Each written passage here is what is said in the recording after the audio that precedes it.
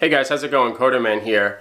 Today's video topic actually comes from a subscriber of mine that has asked a couple of different questions surrounding this topic, and that is what the younger generation should do with their money and how they can make money.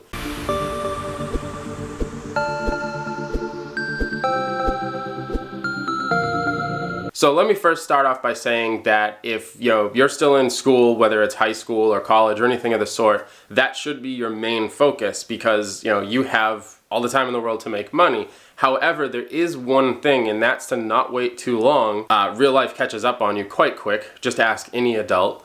And at the same time, you want cool stuff. You want to buy clothes, or you want to go on trips, you want to buy cameras or technology or whatever.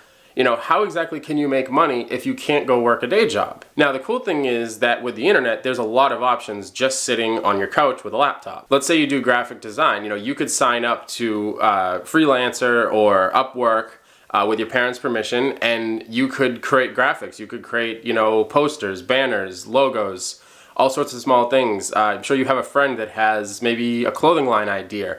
You could create a logo for that, or even the designs for the actual clothes. That's just one idea, but if you really think about it, the internet opens up a lot of opportunities. Now, in YouTube specifically, you can create content and you can monetize it.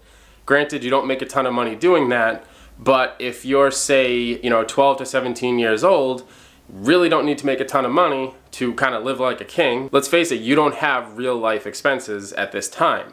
You may have your computers, you may have your clothes, depending on what your family buys for you. But at the end of the day, you don't need to make a ton of money. Now, going the more traditional route, here in New England, it's currently snowing as I'm creating this video. And I hope there's one kid out there that has a shovel that goes to their neighbors and says, hey, for 20 bucks, I will shovel out your driveway, your walkway, your stairs. I'll do an excellent job. And if you like what I did, I'll come by during every snowstorm or after every snowstorm, and I'll do it again for X amount of money.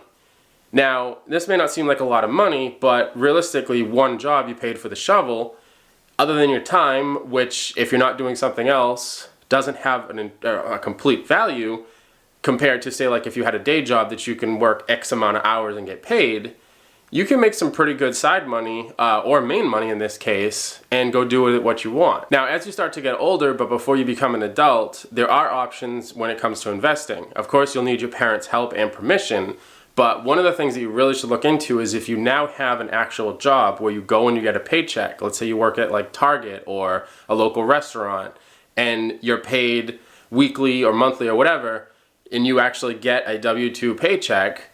You want to start putting away money in a Roth IRA. Now, you have your parents help set this up, but essentially what it is you put money into an account that has been taxed already, which means that the money from the government's been taken out. That actually can sit inside of a retirement account and can grow, which with compound interest, which is year over year, basically grows by however what your percentage of your interest rate is. It will start to grow quite rapidly, especially if you're, say, like 17 or even in the low 20s. It can grow pretty rapidly, even in 10 years' time. The yearly contribution limit is $5,500. I believe it's going up this year in 2018. So definitely there's a lot of tax implications and there's a lot of legal stuff that you certainly have to look into or have your parents look into.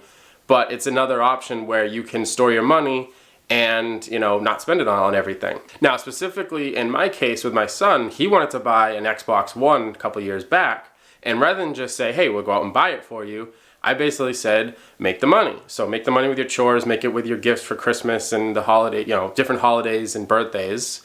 Family gives him cash for different things. Spend some of the money on things that you want, but put a good portion of it away. And then when you have the money, you can actually go out and buy the Xbox yourself. So he did that. He ended up putting together the money, and one day we went and looked and we said, hey, you have more than enough? Let's go to Toys R Us, let's buy the Xbox One for cash. And he owns his own Xbox, and he paid for it himself. And I personally believe that he cherishes that more than if we bought it for him, because he actually worked for it in one way or another. Now, this next way is a little bit different, and I saw it recently. My son actually showed it to me. Was a YouTuber that live streams on Roblox, but actually creates material for the game and sells that material, whether it's clothing or weapons or levels or I'm not really up to speed on exactly what Roblox is. I know he plays it and enjoys it, but you can create these microtransactions where it's, you know, say like $1 or $2. It's Robux, but then you can use that to buy other stuff in the game and then keep your cash that say, let's say you get $20 for your birthday, you go buy a Robux card, but instead you sell stuff in the game and now you have that $20 cash that you can go do something else with or put it in the bank and buy something bigger. So really, you know, these are just examples, but what I'll definitely say is that if you have access to the internet, which if you're watching this video, you probably do, there's a lot of different ways to make money on the internet, whether it's just a couple of bucks or a complete income. It really just depends on what your talents are, how much effort you want to put in, of course your age in certain examples, and really at the end of the day, just what you put your mind to and what you decide to do. So I really would recommend that if this is something that you're interested in, do a little bit of research, see what you're good at, see what you could do around your area or online, again, with your adult's permission. That is really, really important. Don't try to do anything behind their back. It never works out. Just trust me on that. Just create something that you can make a little bit of money and have some fun. And then when you start buying stuff that your friends wish they had, it's kind of neat, but that's not the focus. That's not the point. So the objective is not to have money just to buy stuff. It's to afford yourself opportunities. So let's say, for instance, you're just using like a basic, cell phone to record for YouTube, and you want to buy a camera like I have in front of me. Well, if you put your money away, along with, say maybe your parents' help or any different ways that you get money, you could put your money together and buy the camera that you want. Now, that's not really showing off. That's actually something that you can use and enjoy. And again, this is only one example. So, at the end of the day, just look at what you're good at, what you would like to purchase and what you would like to do in the coming weeks, months, years. And yeah, just do the research and see what's out there. And like I said, you'll be really surprised on the different ways that you can make some pretty good money and doing something that you either enjoy or you're just good at. So as always, I appreciate you guys checking out this video. I'm sure this topic's going to have some comments, so definitely leave them below.